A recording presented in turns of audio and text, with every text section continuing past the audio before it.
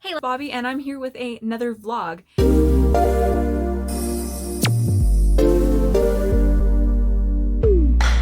And this is going to hopefully be the vlog that gets me caught up so that I can upload my current week blog when it's actually like the week I'm reading these instead of like a week or two behind. So we will see. I am hoping. I just got to edit this one. So hopefully by the end of the week, I will actually have the current week going up. So we'll see. But I read a total of 6 freaking books this week, and I am working on another one, but I'm not sure how that's going. So, and I started another one. Yeah, I'm getting a lot of reading done at work with these audiobooks because I can listen to them, so it's just helping a lot. So here we go. Let's get started so we can try and wrap this up kind of fast so I don't have a super long vlog. The first book that I read of the week was Red, White, and Royal Blue by Casey Mcquinston. Sadly, this is my first 3-star book that I've had this month. It's killing me. I have went this whole month with nothing but 4 and 5-star books. This was just the week where a lot of these books were 3 stars, and it just, hurt my heart because I was doing so well. I did really like this. This follows the story of Alex and Henry. Alex is the son of the first female president. Henry is one of the princes that crown princes that is next in line type of thing for England. They really don't fucking like each other. So it's really cute banter between them. They get into a situation at the royal wedding and things blow up and they have to pretend to be best friends to kind of smooth things over with international kind of like relationships. So I really loved all that. It was really cute. This book though, when it comes to rom-com-y cute books like that, I feel like they really need to be under like just over 300 pages. Under 300 pages is like feels good for these, because I feel like when they go longer it just kind of starts circling and circling and circling and we're waiting for the end to happen, because this is like you only can have so many tropes in a rom-com, and this just felt really long-winded at certain parts. There was a character in here I also really can't stand, and that's Alex's best friend slash ex-girlfriend, Nora. I did not care for her personality, and there is a scene in here where she points out that she always knew Henry was gay because she's bi and she's got gaydar. I didn't like that scene. I didn't like the way it was written.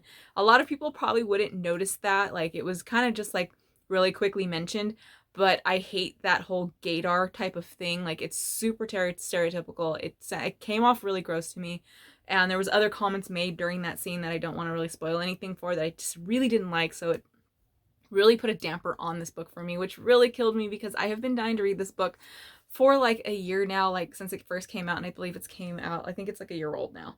And I really did though enjoy the relationship between Alex and Henry and the whole secret relationship and them slowly evolving and kind of learning more about each other. And I always love enemies to lover type of thing. It's really fun. So I will read more by this author. I just sadly this didn't live up to the hype for me because it was just one of my most anticipated books that I had been dying to read because it just sounded so cute.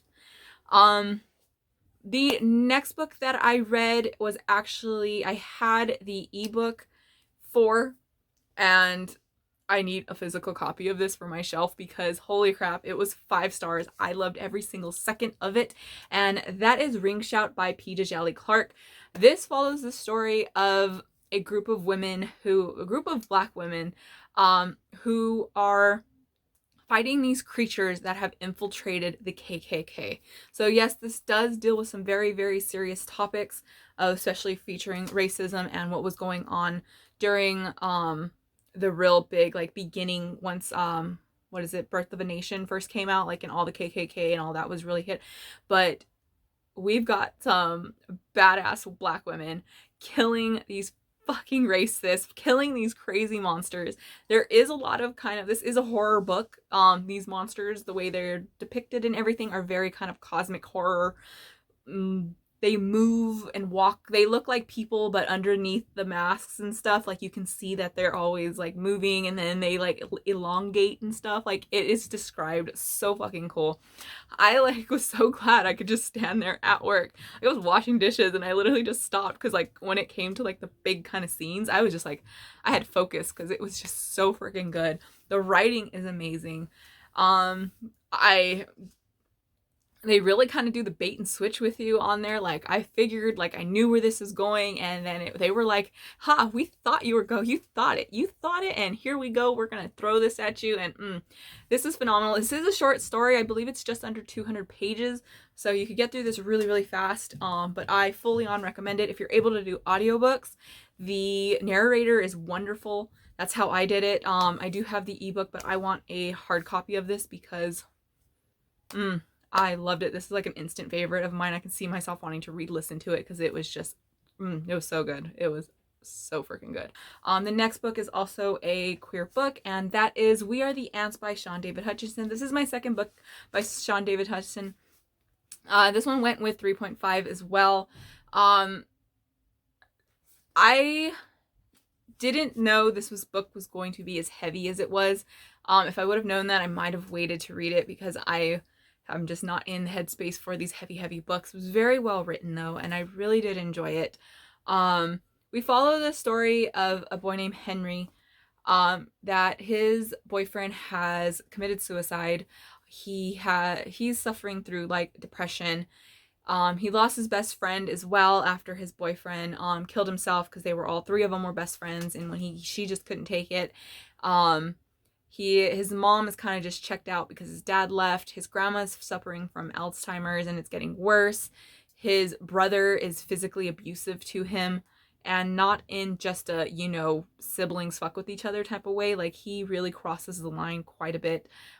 He is secretly not really a relationship, but more of like a physical relationship with one of the popular boys at school, but he's still in the closet and he treats him like shit, verbally abuses him, physically abuses him. This features a lot of, like I said, very, very heavy topics. And through all of that, the character Henry, he has been abducted by aliens multiple times throughout his life. And they have given him the option that if he pushes this big red button, then the Earth will be saved. But if he decides not to push it, then the Earth will be destroyed in 144 days. And he has to decide what he wants to do while all of this terrible shit's happening to him. This reminds me of the story from the Bible. I want to say Job, but I'm probably wrong. I went to a Christian school for like 11 years, but like half a lifetime ago. More than half a lifetime ago. So don't remember all the names, but the story of the man that was, followed God, and God made a deal with the devil that he could torture and do whatever he wanted to. Let's still stick with Job. And if he, at the end of this time, still worships God, then God wins. That's exactly what this kind of reminded me. It was that same feeling, and I hated that story as a kid. That was one of the stories as a kid that really had me doubting my faith, because I was a very hardcore Christian kid. I'm an atheist now, but that was one of those stories in the Bible that really just made me question, why am I following this? Like, didn't understand why I was questioning it at the time because I was pretty young, but it did put those first seeds of doubt. So to be reading about it, I hated that story.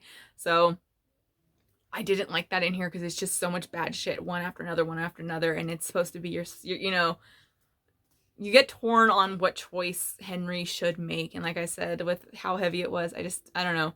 I still want to read the rest of Sean David Hutchinson's books. I own quite a few. I think I own 3 other ones by him. I really enjoy his writing though. His writing is very, very real, and it feels real. The characters feel real. So even when he has these kind of fantastical elements in it, they still feel very grounded. So yeah, 3.5 for this one. I will be marking it 3 on Goodreads just for the fact that it was just too much for me. So other people though would probably really enjoy this, just not for me. The next book that I read was me finally finishing the book that threw me into my damn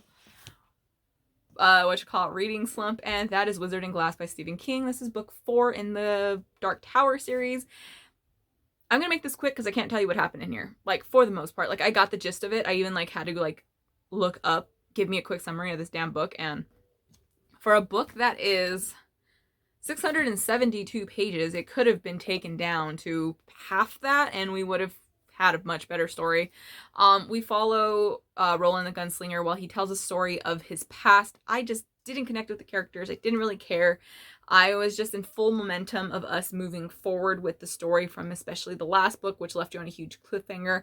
we do fix the cliffhanger, we find out what's happening, and then we just kind of go into this slow backstory that it did have some very important points to it, but for the most part, I didn't care. So yeah, 3. I think I went with 2 stars, might be 3. I don't know. I can't rate that one because the part that I did like, I really, really enjoyed. It was just a good chunk of the book were just, shut up, please shut up, please shut up. So we finished another book, and this was the book that I finished on Saturday. And that is Aristotle and Dante Discover the Secrets of the Universe. I have had this book on my shelf for years. I actually got it as a gift years and years and years ago. I think I was still using Tumblr when I got it as a gift. So that was quite a few freaking years ago. Always meant to read it, just never got around to it, and I don't know why. This was another one that went with 3 stars. This is also a queer book. We follow the story of Dante and Ari, who are 2 boys that don't really have friends. They meet each other, they become friends, and we just kind of watch them grow up together and, you know, their lives, just everything that kind of happens between that. And they're both a little weird in their own way, but they just fit together. Like, they're just those 2 weird puzzle pieces that just click. And I really enjoyed their relationship and everything. This one though is just, I could easily rate it 4 stars because I don't really have any complaints about it at all. Like, I love the ending, I love the middle, I loved all the characters. I just felt like not a lot was going on in here. This is just like a coming of age type of story, which aren't usually my favorite type of books. If I am getting a coming of age and usually it has to have some kind of fantastical element to it. Like, just regular coming of age, it's like, dude, I went through puberty and all that long ass time ago. I don't connect with it too much. So it was super sweet. I really liked it. I don't know if I would ever reread it or not, but I might bump it to 4 stars because now that I'm talking about it, like, I really don't have any complaints.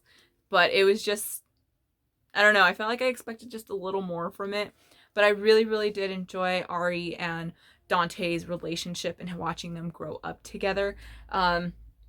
So there we go. The last book that I finished was the one I had been working on reading while I was going to work and coming home. And I'm so glad that I finished it, but I freaking loved it. It was amazing. And that is, I always do this backwards, Tomi by Junji Ito. This is a graphic novel. Very, very chunky boy. We follow the story of a girl named Tomi who she is extremely beautiful and men fall in love with her like that, and she uses that, but then these men become so obsessed with her that they have to kill her, and then they cut her up and she slowly starts to mutate. Like, she grows an extra body part, like an extra head of herself, and she can separate into like growing another piece of her. And she tracks down these copies and kind of kills them as well. And it's gory, it's terrible, it's awful, it's gross, and it's awesome. Like, I really enjoy this. I am a hardcore fan of Junji Ito at this point now. I want to get, this is the last of his books that I actually own. I really want to get the rest of his. I want to read everything by him. His artwork, though, is what's the top notch for me. Story-wise, they're really cool. They're really kind of campy and B horror movie, and I really love that. I want to check out the actual movies for these books. But I just absolutely adore the artwork. It's super dark, gory, gruesome, body horror, which you know is my absolute favorite. So I'm kind of sad I don't have any more of his books. So there we go, though.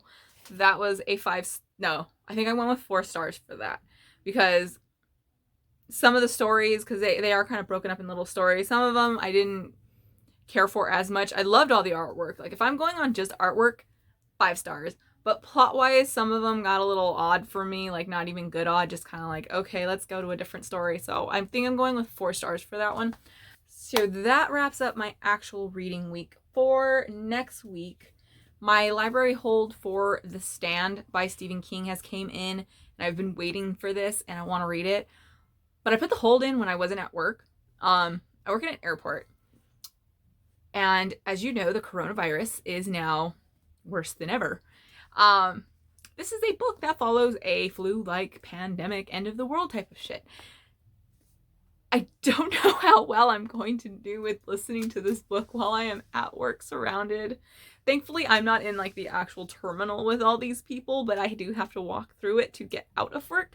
So This might give me a fucking panic attack with people coming near me. Like, I'm gonna buy some Lysol and like start spraying people to get the hell away from me. Because, but I've always wanted to read this. So I don't know. I might keep reading it, but I don't know because I'm kind of freaking out right now.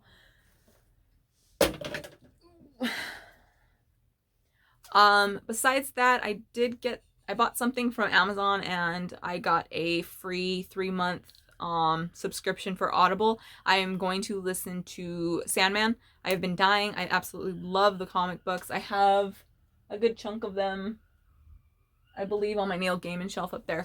So I'm excited for that. I definitely cannot wait to listen to that. That might be what I listen to besides The Stand. But I don't know, I want to get through The Stand because I know there's like a huge wait and I feel bad keeping it as long when I could listen to it like a day and a half at work. For the week though, my plans though, so are The Stand, Sandman. I really want to read, The Invisible Life of Addie LaRue by V.E. Schwab. I'm dying to read this. I just haven't gotten around to it. So this, since I finished, Tomi, this might be my book that I'm reading to and from work physically. And then next audiobook I know I really want to get to is Harrow the Ninth. I absolutely am still not over Gideon the Ninth, and I need to know what's going to happen. So this one is kind of jumping higher and higher if my audiobook hold comes in. Besides that, I'm not 100% sure. I'm kind of just going off of whatever. There is one book, though, I want to read before the end of the month when I'm going through all my queer books. This is also one of the books I wanted to read really, really bad before the end of the year. So I might do the audiobook on it. I'm not sure. But that is the priority of the Orange Tree. Super huge, chunky boy. This is about dragons and fantasy world, and that's all I really know. But I just know a lot of people say it's really, really good. So that one might, but I don't know. I'm still kind of just playing it by ear during the week. It's kind of like whatever the hell I have downloaded on my phone, depending on when I finish books. But these 3, along with Sandman, are my 100% doing this month. Doing this week, I mean. So, or next week. Yeah, next week. There we go. That was another vlog. I will check in with you guys later. I hope you had a wonderful week. I would love to know what you read during the week. I hope you had a wonderful week. So, as always, happy reading, and I will see you guys later. Bye!